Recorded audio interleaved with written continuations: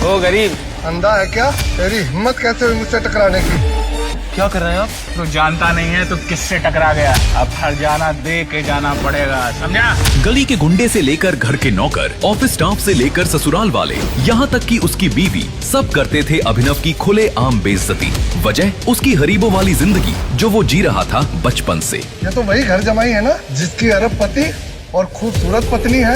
आज इसे किडनैप कर लेते हैं, पूरी रात पार्टी होगी। मगर उस एक फोन कॉल ने ना ही सिर्फ बदली अभिनव की किस्मत, बल्कि बाहर आया उसका एक ऐसा राज जो किसी ने कभी ना सोचा था। क्या तुमने कोई बड़े आदमी को नाराज किया है? अभी उससे माफी मांगो, वरना कल तक हम सड़क पर आ जाएंगे। माफ कर दो भाई, गलती होगी हमारी। हम तुम्हें पहचान नहीं पाए। जो गुंडे अभिनव को दिन दहाड़े कर रहे थे जलील, आखिर क्यों अचानक वो उसके सामने अपनी जान की भीख मांगकर गिड़गिड़ाने लगे? कौन था उस फोन कॉल के पीछे? क्या अभिनव सच में था एक गरीब लड़का या जी रहा था वो दो जिंदगी? मगर क्यों? सुनिए आगे की कहानी। चोर! चोर! अभिनव पकड़ो! अभिनव पकड़ो! चोर! अरे कैसे नाकारे हो तुम? कुछ तो करो, भागो पीछे। अनन्या वो तुमसे कुछ नहीं होगा, प्लीज कोई पकड़ो चोर।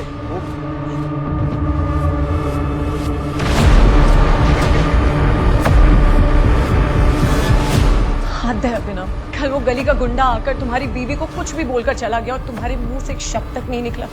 और आज ये तुम्हें जरा सा भी अंदाजा है कि वो फोन मेरे लिए कितना इंपॉर्टेंट है? You know what? लानत है तुम।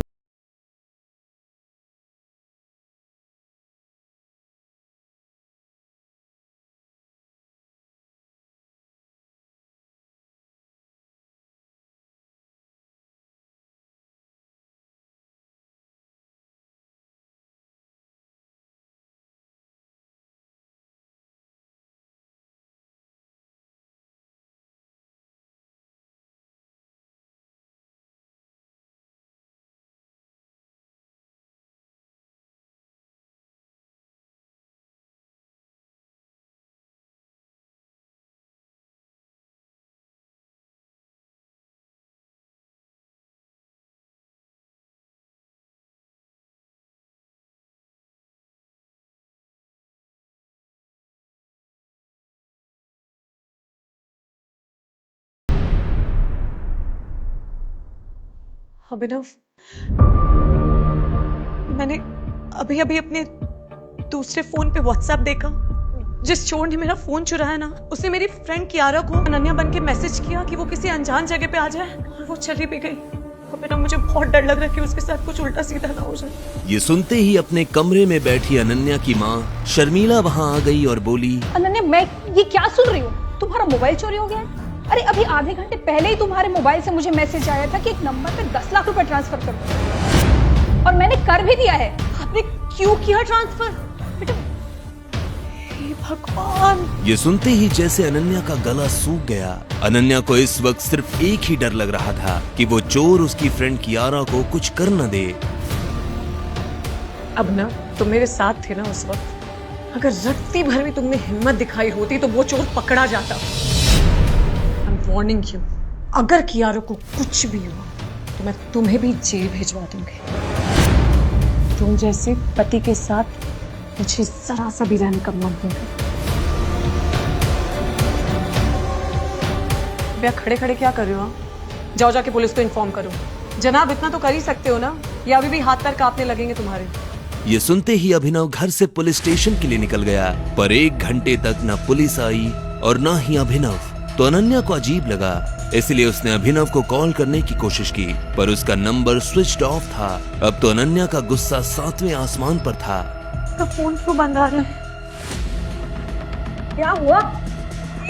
ये मेरी दोस्त की इज्जत का सवाल है, और अभिनव यहाँ फोन बंद करके बैठा है। यानी दादाजी ने किस घटिया इंसान के साथ मेरी शादी करा दी। अनन्या की मम्मी शर्मिला भी अभिनव को जरा भी पसंद नहीं करती थी, पर अभी उन्होंने अनन्या को समझाया और उसे पुलिस स्टेशन लेकर गई। वहां जाकर जब उन्होंने अभिनव के बारे में पूछा, तब उन्हें जो पता चला उसे सुनकर उसके होश उड़ गए। अभिनव नाम का कोई आदमी सुबह से यहाँ आया ही नहीं, ना कोई चोरी की कंप्लेंट आई है। आज अगर अभिनव मेरे सामने होता तो मैं उसे जान से मार देती। इंस्पेक्टर साहब, आज मेरा फोन चोरी हुआ और फिर मेरी friend Kiara. Police officer FIR लिखने ही वाला था कि तभी अनन्या के दूसरे नंबर पर कॉल आया और ये कॉल किसी और का नहीं बल्कि कियारा का था, जो उस चोर के कब्जे में थी। कियारा? हेलो कियारा? हेलो अनाया।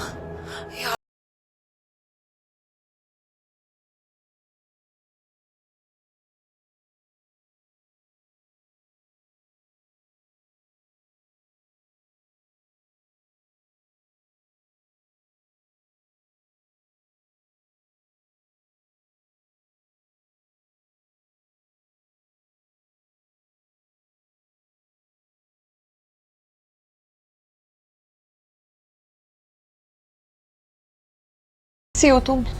क्या हुआ मुझे बताओ। जिस चोर ने तेरा फोन चुराया था वो छोटा मोटा गुंडा नहीं था। आई एम श्योर वो बहुत बड़ा गुंडा था और वो एक बहुत बड़े आतंकवादी के लिए काम करता है और वो आतंकवादी दुबई में रहता है।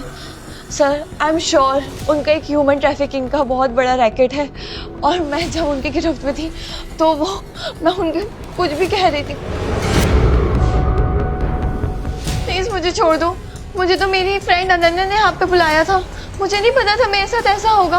मुझे लगा था अनन्या अपने हस्बैंड अभिनव के बारे में मुझे कुछ बोलना चाहती है। Please please. ए लड़की, किसका नाम ले रही है? ये अभिनव कौन है? फिर क्या हुआ कियारा? मैंने उनसे रिक्वेस्ट करी कि वो एक बार मेरे फोन में अभिनव जीजू का फोटो देख ले, तो ना जाने क्यों वो जीजू का फोटो देख के घबरा गए।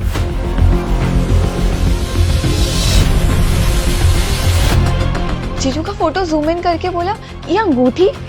ये अंगूठी?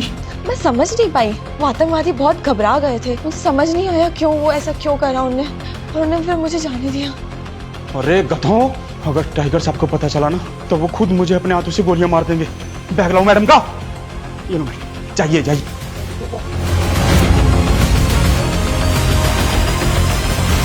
व्हाट? ये कैसे पॉसिबल हो सकता है? मत, जो आदमी उस चोर के पीछे भागा तक नहीं, उसे ये अंडरवर्ल्ड लेवल का आतंकवादी कैसे जानता है? और वो अभिनव को टाइगर क्यों बोल रहा था? ये उसका फोन क्यों नहीं लग रहा है? पता नहीं कहाँ है वो। मम, मेरा पति अभिनव और पावरफुल, अगर वो इतना ही पावरफुल है तो हमारे घर ऐसे बेइज्जत होके घर जमाई बन के क्यों रह रहा है वो? हे भगवान, मेरा सर, मुझे चक्कर आ रहा है। क्या वाकई में अभिनव ही है टाइगर? अगर हाँ, तो क्यों अभिनव बना रहता है डरपोक? क्यों तब नहीं पकड़ा उस चोर को? और सबसे बड़ी बात, अंडरवर्ल्ड के ऐसे टेरर बॉस का खून सुखा देने वाला अभिनव क्यों खा रहा था सास, नौकरों और बीवी की गालियां? और क्यों जी रहा था गरीबों की जिंदगी? यही सवाल अनन्या के दिमाग में भी चल रहा था कि तभी उसकी माँ शर्मिला ने कहा, अनन्या, मैं ये मान ही नहीं सकती। अरे जो आदमी किसी काम का नहीं, जो अपनी नाक में बैठी हुई मक्खी तक तो भगा नहीं सकता, उससे कोई आतंकवादी क्या ही डरेगा? लेकिन ये घर जमाई कुछ तो छुपा रहे हैं। जल्दी से पता लगाना होगा, इससे पहले कि कोई बड़ा कांड हो जाए। पता करना होगा। अनन्या, चलो घर में चद्दर तान कर सो रहा होगा वो। चलो।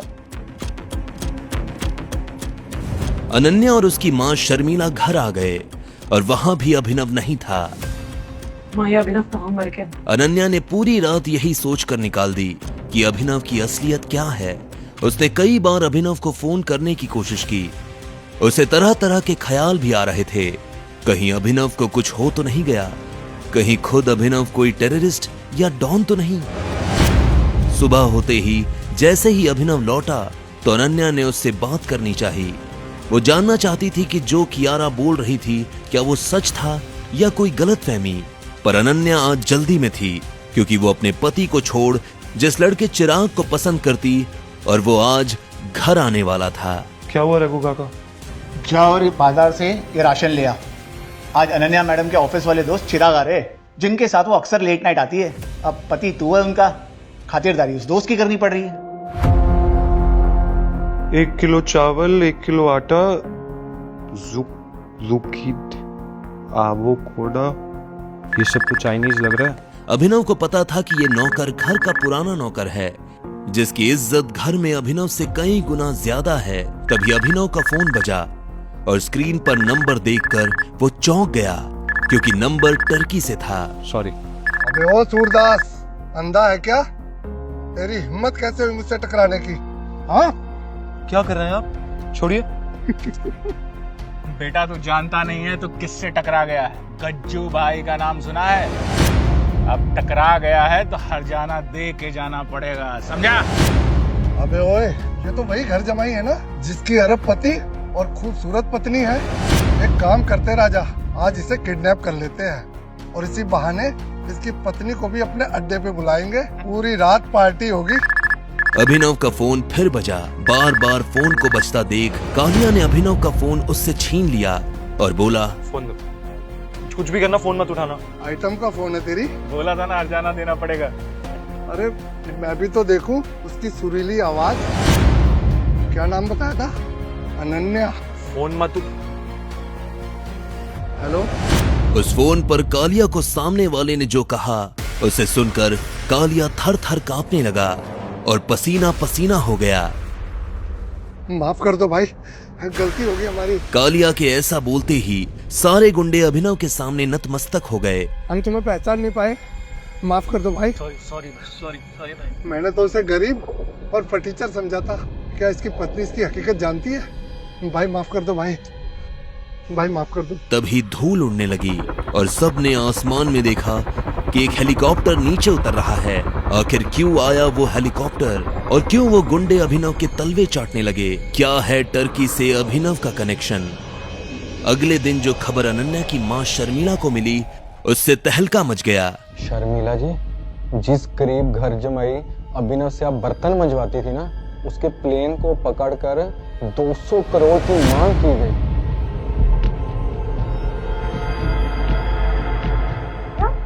दामाद जी का प्लेन हाईजैक हो गया। इससे बड़ी खुशी की बात और क्या हो सकती है मेरे लिए। मैं तो उसके लिए 200 रुपए ना दूं, पर पता नहीं उसको बचाने के लिए 200 करोड़ रुपए कौन और क्यों मांग रहा है। अभिनव जो कल तक नौकरों से भी गालियां खा रहा था और बीवी के टुकड़ों पर घर जमाई बनकर पल रहा था, जो 100 रुपए की शर्ट पहनता हो उसके लिए कोई 200 करोड़ की फिरौती क्यों मांगेगा? अनन्या, सुना तुमने अभिनव के बारे में? माँ, मुझे तो इस अभिनव पर पहले से ही शक था।